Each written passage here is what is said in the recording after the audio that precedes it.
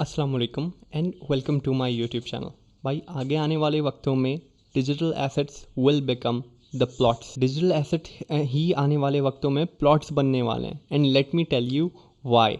अभी आप देखते हैं कि बहुत ज़्यादा लोग क्या करते हैं, पैसे सेव करते हैं और प्लॉट्स के अंदर या प्रॉपर्टी के अंदर पैसे इन्वेस्ट कर रहे होते हैं और वो समझते हैं कि कुछ टाइम में कंपाउंड होते हुए उस एसेट की, उस प्लॉट की वैल्यू इस कदर बढ़ जाएगी कि वो एक बहुत अच्छा प्रॉफिट देता हुआ जाएगा, which is very true in most of the cases. Other than the fact कि काफ़ी जगहों पे ऐसा होता है कि पैसे ज़ाया भी हो जाते हैं इस किस्म की हाउसिंग सोसाइटीज़ के अंदर जहाँ पे स्कैम्स चल रहे होते हैं। लेकिन चलो वो तो अलग बात है। उसके अलावा भी भाई प्रॉपर्टीज़ ख़रीदना हर किसी की बात नहीं है, क्योंकि उसकी जो स्टार्टिंग इन्वेस्टिंग वैल्यू होती है, जो कैपिटल आपको चाहिए प्रॉपर्टीज़ के अंदर इन्वेस्ट करने के लिए, वो बहुत ज़्यादा है। उसी को अगर मैं कंपेयर करूँ किसी भी डिजिटल एसेट से, तो उसमें आप ज़ीरो से भी अपना एक डिजिटल एसेट बिल्ड करना शुरू कर सकते हैं। बिल्कुल बेयर मिनिमम इन्वेस्ट करके भी आप आज से अपना एक डिजिटल एसेट बिल्ड करना शुरू कर सकते हैं। और आप इस फैक्ट को क्रॉस चेक कर सकते हैं, वेरीफाई कर सकते हैं अभी की हमारी यूट्यूब कम्युनिटी से भी, या ऑनलाइन जो डिजिटल एसेट्स ओन करते हैं उनसे भी, कि भाई काफ़ी ऐसे ब्रांड्स हैं जो कि आपके सामने, आपकी नज़रों के सामने पिछले 2 से 3 या 4 साल के अंदर इमर्ज करके निकले हैं। अब वो कोई एक इंस्टाग्राम पेज भी हो सकता है, या टिकटॉक हैंडल हो सकता है, या फिर भाई यूट्यूब की वीडियोस हो सकती हैं। कंटेंट क्रिएशन किसी भी किस्म का नया डिजिटल एसेट बनता जा रहा है। अब ये एसेट आपको और कंसिस्टेंटली पैसे कमा के दे रहा होता है, और बहुत से लोग इसी के चलते भाई रैक से रिचेस वाला जो सफ़र होता है ना, बिल्कुल स्क्रैच से शुरू करते हैं और टॉप तक पहुंच जाते हैं।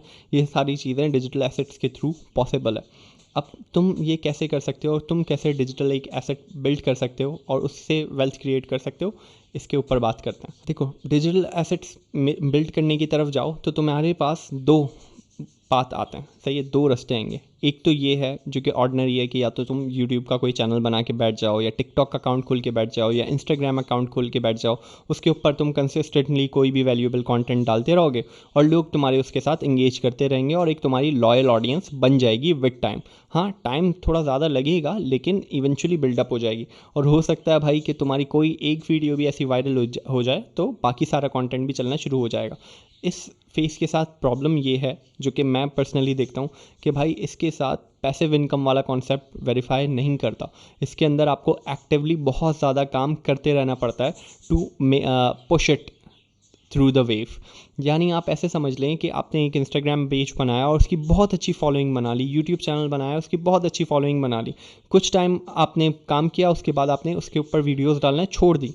कुछ वक्त तक तो वो बिल्कुल वैसे ही ऑटोमेशन पे चलेगा, लेकिन एक टाइम आने के बाद आपकी ऑडियंस वो चैनल देखना छोड़ देगी, वो इवेंचुअली डाई कर जाएगा।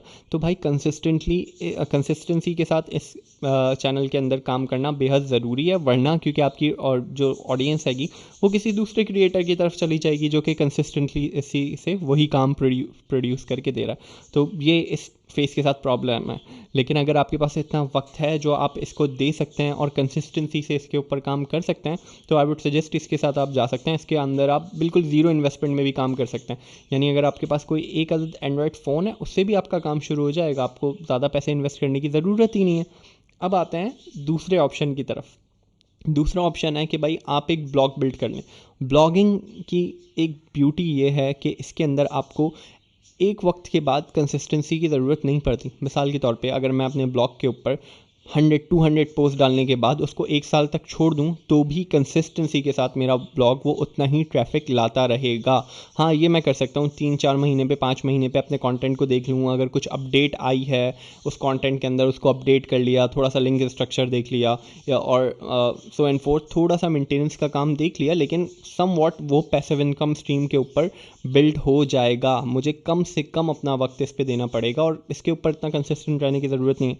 बाद में चाहूँ तो मैं इसको स्केल ज़रूर कर सकता हूँ, लेकिन पैसिव इनकम स्ट्रीम के ऊपर ये ज़रूर पेश आता है। तो भाई आप क्या कर सकते हो, आप बेर मिनिमम इन्वेस्टमेंट के ऊपर भी किसी भी डिजिटल एसेट को बिल्ड कर सकते हो। As I said, social media networks के ऊपर अगर तुम अपना कोई पेज वगैरह डिजिटल प्रेजेंस बिल्ड कर रहे हो, उसके अंदर तो तुम बेसिक कैमरा उठा के भी, अपने मोबाइल फ़ोन को भी उठा के काम शुरू कर सकते हो। अगर तुम ब्लॉगिंग की तरफ आना चाह रहे हो तो ऐसे मान के चलो कि तुम्हें डोमेन और होस्टिंग तो परचेस करनी ही करनी है। वो लेस देन 10,000 के अंदर तुम्हें कोई भी अच्छी डोमेन और होस्टिंग किसी भी अच्छे प्रोवाइडर के साथ मिल जाएगी। वो लेके तुम काम शुरू कर दो। बहुत से लोग इस हवाले से भी सवाल करते हैं कि भाई हमारे पास तो पैसे ही नहीं है, हम कंटेंट राइटर है हायर कैसे करेंगे। भाई अगर आपके पास पैसे नहीं है लेकिन आपकी अंग्रेज़ी काबिल कबूल है, तो आप खुद लिख सकते हैं। रोज़ सिर्फ आप एक पोस्ट लिखें, महीने की 30 पोस्ट हो जाएंगी। 3 महीने के अंदर आप 90 to 100 पोस्ट आराम से कवर कर सकते हैं।